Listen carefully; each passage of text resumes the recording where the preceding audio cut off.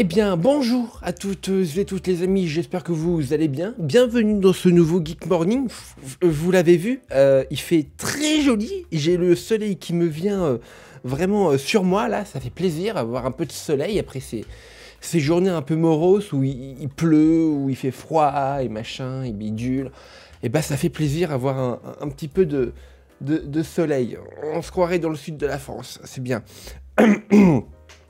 Aujourd'hui les amis, Geek Morning essentiellement basé sur Captain America Brave New World, le quatrième opus je crois des films de Captain America, qui fait suite à la série Falcon et le nouveau soldat je sais pas quoi, la série sur Disney+, qui n'avait pas marché d'ailleurs, hein. Et donc du coup, comme avec The Marvels, ils ont fait un film qui fait suite à la série que personne n'a vue. Et ça se ressent énormément, mais alors quand je dis énormément, ça se ressent énormément dans le box-office de ce dernier. Et oui, en effet, Captain America Brave New World, eh bien, est une représentation, une énième représentation parfaite de la super-héros fatigue. Et vous allez voir les amis que, eh ben, malheureusement, ce film, eh bien, va bider encore une fois, comme à peu près, je pense, tous les autres films Marvel sortis en 2023, à l'exception près de Deadpool et Wolverine. Mais sinon, c'est un énième bide pour Marvel. Et en plus de ça, il y a eu un événement non pas tragique, heureusement, mais un événement plutôt rigolo parce qu'il n'est pas tragique, justement, mais il est quand même assez gros et vous allez comprendre. Allez, c'est parti les amis pour un nouveau Geek Morning.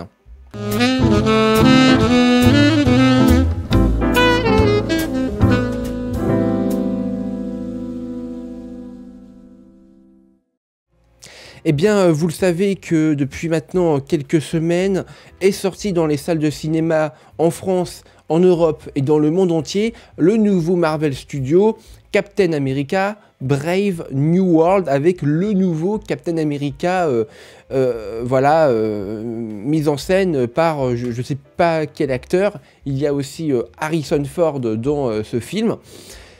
Et le film est en train littéralement de se planter au box-office domestique, donc les US, mais aussi mondial. Parce que regardez, le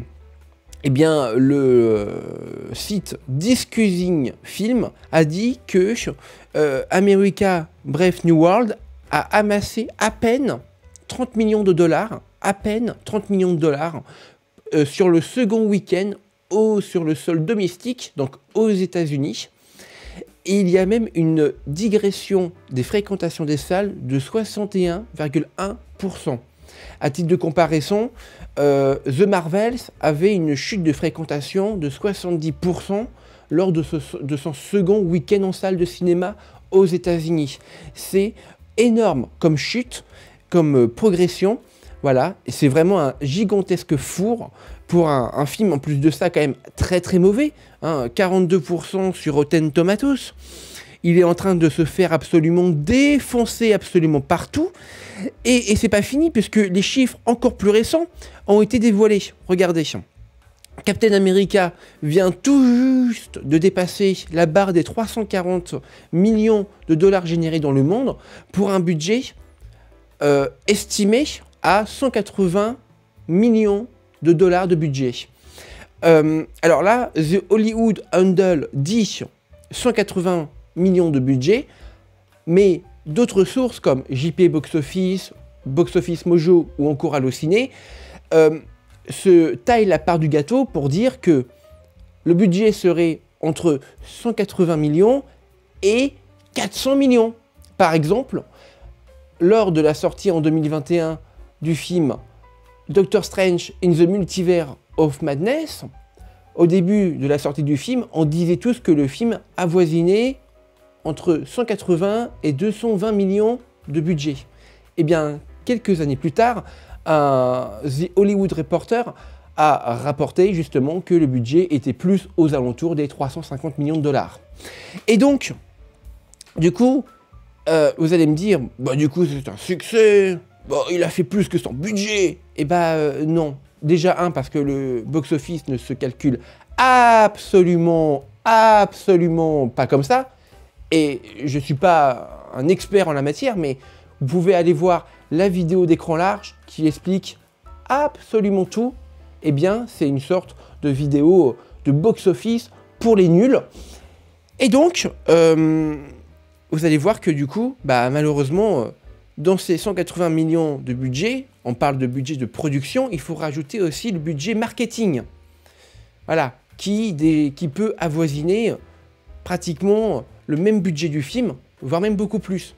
Par exemple, le budget marketing de Barbie, et ça a été rapporté par, encore une fois, The Hollywood Reporter, on l'a appris un an plus tard après la sortie du film, eh bien le budget marketing du film avoisinait les 400 millions de dollars, alors que le film, lui, n'avait coûté que 200, par exemple. Et donc, bah, du coup, ça laisse quand même sujet à se dire, bah, du coup, ça va être un gigantesque bid, quoi. Voilà. Donc, voilà. Mais, du coup, il y a quand même des choses qui se sont passées pendant cette sortie aux États-Unis de ce film, que vraisemblablement personne n'attendait, du coup, hein, vu le box-office catastrophique de ce truc. Eh bien, regardez ce qui s'est passé. Lors d'une projection, le plafond d'une salle de cinéma s'est effondré à Washington lors de la projection du film. C'est NBC qui a rapporté cet événement. Et donc, en fait, le plafond s'était donc complètement effondré pendant la projection. Heureusement, il n'y a eu aucun blessé. Et pour preuve, regardez bien l'image, mais y a personne dans la salle. Alors oui, ils ont évacué, certes, mais je veux dire, s'il y avait personne devant, fort heureusement, ça veut dire que la salle n'était pas forcément hyper remplie. Hein. Voilà. Et le film était, selon NBC toujours, en IMAX. Voilà. Donc, bon. Bah, vous me direz dans les commentaires ce que vous en pensez. Et quant à moi, les amis, on se retrouve dans un prochain Geek Morning pour parler d'autres actualités croustillantes, rigolotes, fun. Allez, ciao tout le monde, les amis. C'était The Critisman. Au revoir et prenez soin de vous.